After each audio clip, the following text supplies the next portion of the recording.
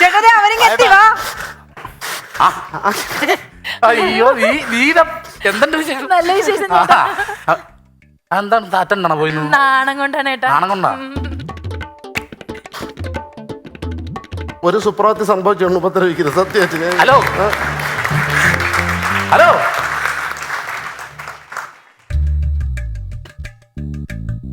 ഇതാരാണത്?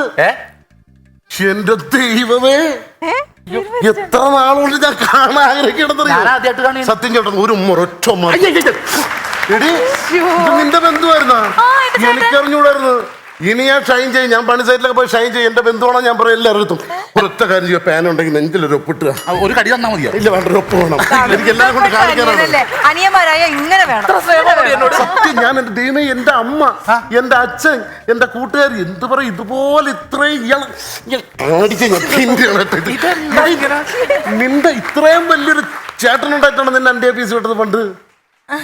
എനിക്കൊന്നും പിടിയിട്ടുള്ളതാ. ഇതാരാണ്? വൈഫ്?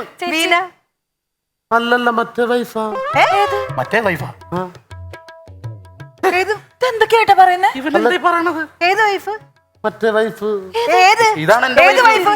അല്ല, കല്യാണം കഴിച്ച ഞാൻ കണ്ടല്ല. കല്യാണം കഴിച്ചത് എന്നെ മാത്രമേ ഉള്ളൂ, ഞാൻ ഡീല. ഇതാണോ വൈഫ്? ഒന്ന് ചരിഞ്ഞ.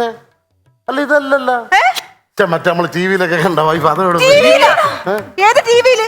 എവിടെ വെച്ച് കണ്ടേ? ഇയാളുടെ കൂടെ ഞാൻ കണ്ടെന്ന്. ചേട്ടൻ വല്ലതും പിടിച്ചോണ്ട് പോയാ? അതും പറ്റില്ലല്ലോ. ഒരു കാര്യം ഞാൻ പറഞ്ഞു, അവൻ എന്തെങ്കിലും പറഞ്ഞത് എന്റെ അടുത്ത് മക്കിട്ട് നിങ്ങളവിടെ നിൽക്കി. ഇയാൾ ആരുടെ കൂടെ കണ്ടത്? ഞാൻ കണ്ട വൈഫിന്റെ കൂടെ. എന്നല്ലല്ലോ കണ്ടത്.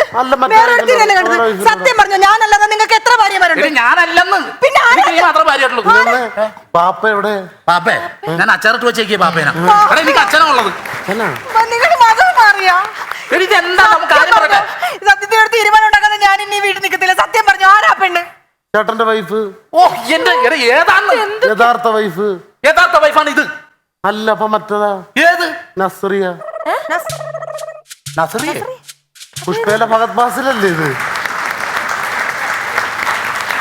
ആണെന്ന്. സത്യം. അതെ,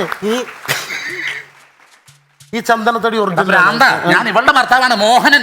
ആര്? ഇവൻ എന്തായാലും വല്ല കുഴപ്പമുണ്ടോ ഇവന്? ഇല്ല, വന്നവര് കുഴപ്പമൊന്നും ഉണ്ടായില്ല. സ്നേഹക്കൂടുതലുണ്ട്. അപ്പൊ ഭഗത് ബാസിലല്ലേ? അച്ഛൻ ആണോ? അതുപോലെ നിങ്ങനെ തിരിഞ്ഞാണ് അങ്ങോട്ട് ബോംബെ വാലോ,